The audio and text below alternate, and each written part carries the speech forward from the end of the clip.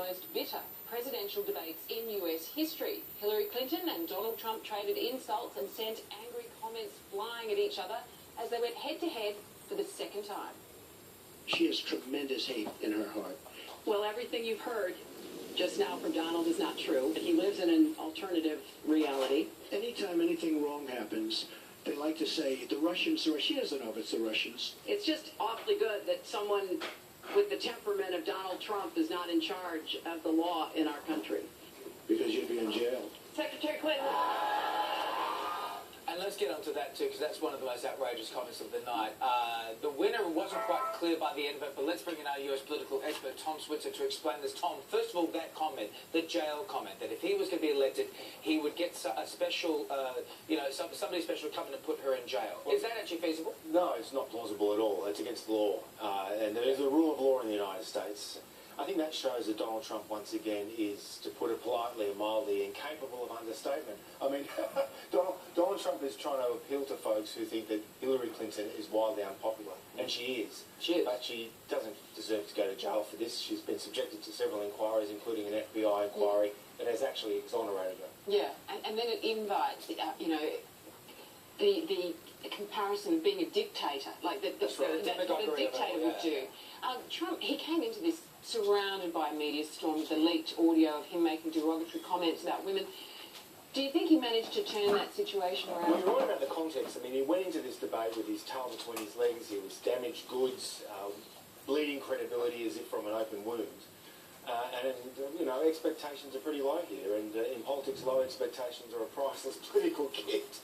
But, look, he might have done better than anyone had the right to expect. But I think the conventional wisdom is right to say that he's damaged goods, and that is why the Republican Party is now leaving him in droves. So, yeah, we had Paul Ryan, who's leaving him in droves. I mean, Ryan's previous is trying to keep them all together, but it's not working. But let's talk about the Bill Clinton effect yesterday, and the fact that he dragged in 4 women who accused Clinton of sexual assault, one who's now apparently lied under oath. How do you think this worked for him? Because really, Clinton's not running for president. No, that's right. Look, I think Trump's argument is, and this is what appeals to a lot of his core supporters, that Trump may talk vulgar, but Bill Clinton acted in a vulgar manner. And Hillary Clinton enabled Bill Clinton during that process with all those sexual assault scandals. That's their argument. I agree with that. And there's some truth to that. But the cold, hard reality is that Donald Trump said these things on audio, and he's been dealing with the fallout ever since. And that's why his numbers are falling down.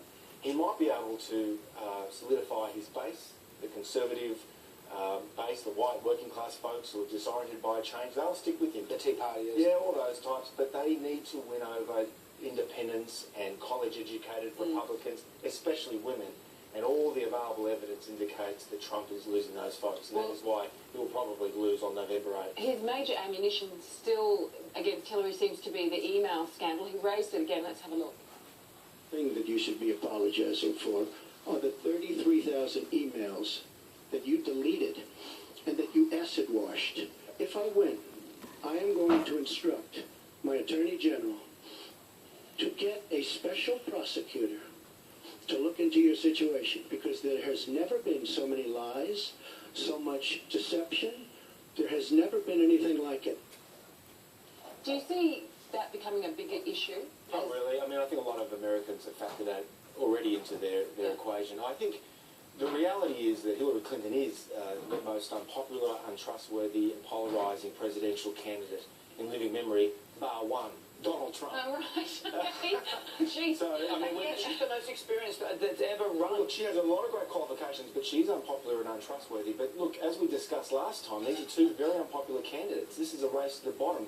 It's amazing. Yesterday we had a huge viewer audience. Something like 100 million Americans were tuning in. But this will be a low turnout election because both candidates are exceedingly unpopular. And does that play better for Trump or her?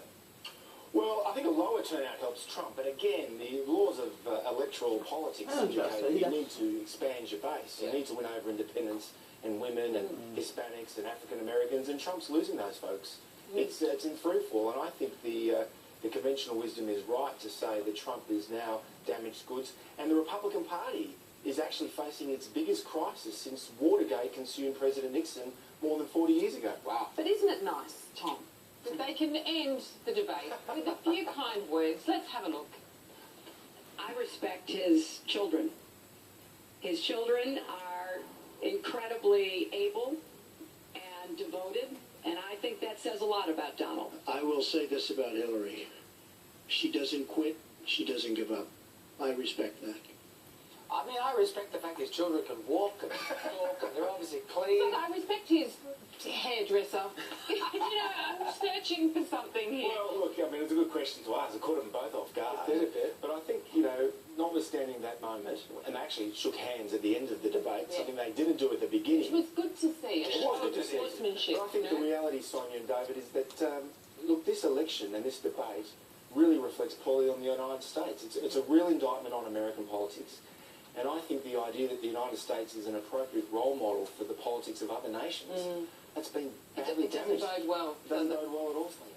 Thank you Is there very one more much, debate? Tom. One more debate in 2 weeks' time. We can do it then if you want it, but it might be all over. Oh, you think he might pull out? No, well, I think that Hillary Clinton will win convincingly, and I think it's hard to see Trump bouncing back. Let's have you back if it all happens again. Tom, good to see you, Thank mate. you, Tom. Good news out of Queensland this morning. Many young girls.